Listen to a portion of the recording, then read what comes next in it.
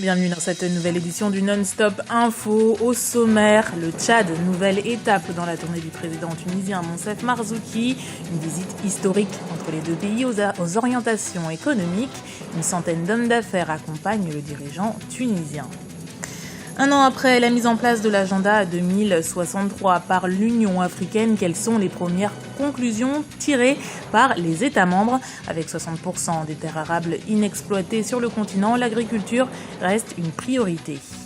Et puis à la veille des élections législatives en Libye, la sécurité sera la véritable inconnue du scrutin. Les organisateurs se disent prêts, mais les affrontements et les attaques dissidentes se poursuivent dans l'est du pays. La tournée subsaharienne du chef de l'État tunisien Monsef Marzouki se poursuit. Après le Mali et le Niger, le président tunisien et sa délégation sont arrivés ce lundi à N'Djamena, capitale du Tchad. Une visite à caractère économique, mais pas seulement, comme nous l'explique ce reportage de notre correspondant au Tchad, Daniel Aboki. Le président tunisien Monsef Marzouki en visite officielle au Tchad ce lundi. C'est une première dans l'histoire du Tchad et de la Tunisie. Le chef d'État Monsef Marzouki, accompagné d'une délégation, fait un point d'honneur à visiter le Tchad dans le cadre d'une tournée africaine. Renforcer les liens d'amitié entre les deux pays, mais aussi développer leur coopération économique, tel en est l'objectif. Le Tchad a besoin de ses amis. Et la Tunisie se considère comme un ami du Tchad. Elle a su capitaliser sur les 50 dernières années un savoir-faire approprié et compétitif et adapté aux besoins de notre Afrique dans les domaines de l'environnement, dans les domaines de l'assainissement, de l'eau, de la gestion de l'électricité, de l'aménagement urbain, du développement industriel, de l'encadrement de la petite et moyenne entreprise, d'éthique, de l'informatisation, de la santé, de l'éducation, de l'enseignement supérieur. Des entreprises leaders dans ces domaines qui viennent afficher une ambition de partager ce qu'ils ont su capitaliser sur les 50 dernières années et de le mettre à la disposition d'un pays frère et ami comme le Tchad. Une centaine d'hommes d'affaires composent la délégation. Objectif, renforcer les liens économiques et de nouveaux horizons de coopération entre les deux États. Je sais que l'Afrique maintenant, c'est un continent qui est pratiquement un peu où tous les hommes d'affaires du monde entier se bousculent à la porte de cette Afrique qui avant elle a été délaissée.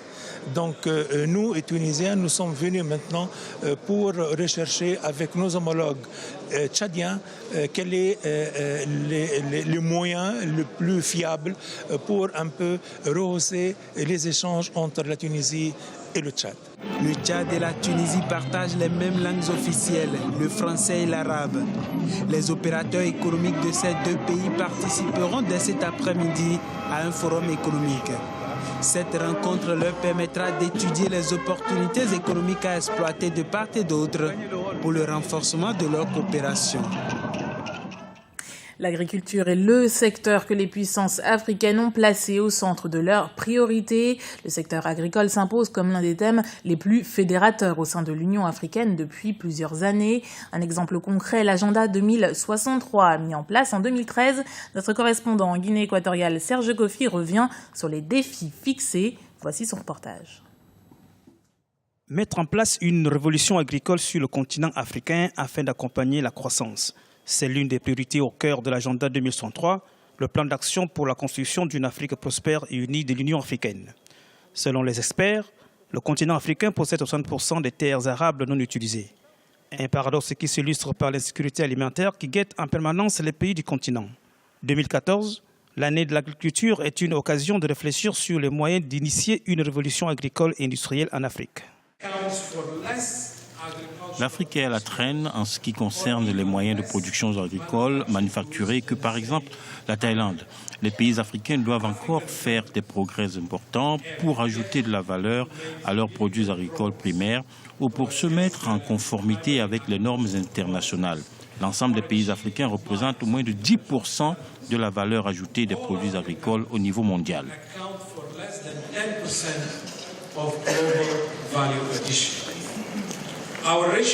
Par ailleurs, la révolution agricole ne peut intervenir si l'Afrique continue de vivre dans l'insécurité avec des conflits latents. La situation au nord Mali, dans les deux Soudans, en République centrafricaine et à l'est de la République démocratique du Congo, interpelle et représente des entraves à ce plan panafricain.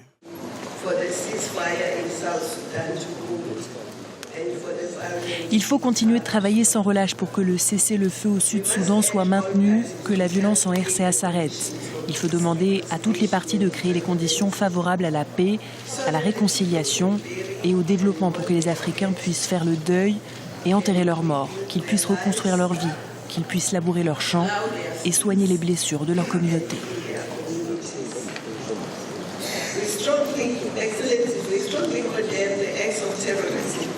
Un an après le lancement de l'agenda 2063, lancé par l'Union africaine, les défis restent immenses mais pas insurmontables. La présidente de la Commission de l'Union africaine a appelé à plus d'engagement afin d'atteindre les objectifs fixés. Et comme vous venez de le voir, les chefs d'État et de gouvernement présents au 23e sommet de l'Union africaine présent à Malabo, en Guinée équatoriale, se donnent pour objectif d'optimiser la mise en œuvre de l'agenda 2063. La disponibilité en ressources humaines de qualité s'annonce alors indispensable. L'institution active donc des leviers d'urgence pour pallier à ces lacunes, comme nous l'explique ce sujet de Florence Assampore. Comment miser sur les ressources humaines africaines pour le développement du continent? Le 23e sommet de l'Union africaine qui se tient depuis le 20 juin à Malabo en Guinée équatoriale sera marqué par l'engagement des chefs d'État à mettre en œuvre l'agenda 2063. Cette nouvelle ambition traduit la détermination des dirigeants du continent à exploiter ses potentiels de manière stratégique et à consolider les progrès en cours. Mais selon les analystes, pour assurer la transformation socio-économique positive de l'Afrique souhaitée par les dirigeants, il faut d'abord tabler sur les ressources humaines. La question des ressources humaines a été considérée comme un problème certes important, mais sans agenda favorable, sans agenda précis. L'Union africaine nous a habitués à afficher des grands objectifs sans toutefois réfléchir sur les moyens. Il semble qu'en effet que le capital humain doit devenir l'alpha et l'oméga des programmes de l'Union africaine. Mais pour certains pays comme le Cameroun, la question du capital humain africain en termes de compétences et de création d'emplois ne se pose pas. Je suis entrepreneur moi-même à plusieurs titres et je peux affirmer que c'est l'un des aspects où le Cameroun est le mieux doté. On a des compétences de très très haut niveau, d'ailleurs qui s'exportent aujourd'hui. Et donc je ne pense pas que sur ce plan-là, il y ait le moindre problème. En revanche, certains pays en manque de compétences n'ont pas attendu pour initier des mesures de formation pour pallier au manque de ressources qualifiées sur le continent qui fait encore douter les investisseurs étrangers. Le Congo est en train de miser beaucoup sur la formation. Vous savez, aujourd'hui, vous prenez l'exemple de la santé au Congo. On est en train de construire plusieurs hôpitaux généraux et des CHU dans tout le pays.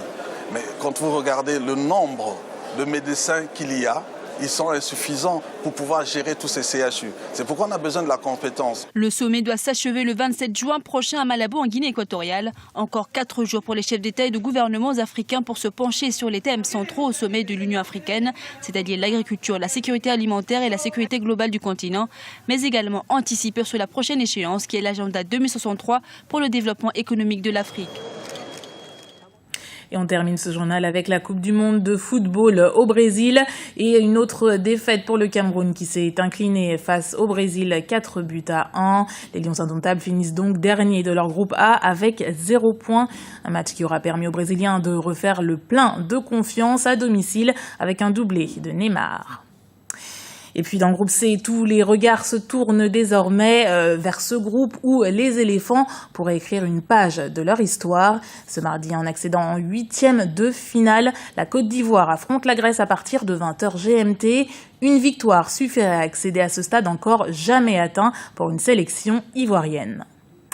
Autre match décisif dans le groupe D, Italie-Uruguay. Le gagnant du duel obtiendrait son ticket pour les 8e de finale. D'autant que la pression est palpable des deux côtés. L'Italie veut à tout prix éviter de quitter la compétition à ce stade et récidiver 4 ans après sa débâcle en Afrique du Sud. Idem pour l'Uruguay, flambant demi-finaliste en 2010, pour qui une sortie de ce mondial ne serait qu'une cruelle désillusion. C'était le journal de la rédaction. Merci de l'avoir suivi. Retrouvez dans un instant une nouvelle édition du Non-Stop Info sur Africa 24.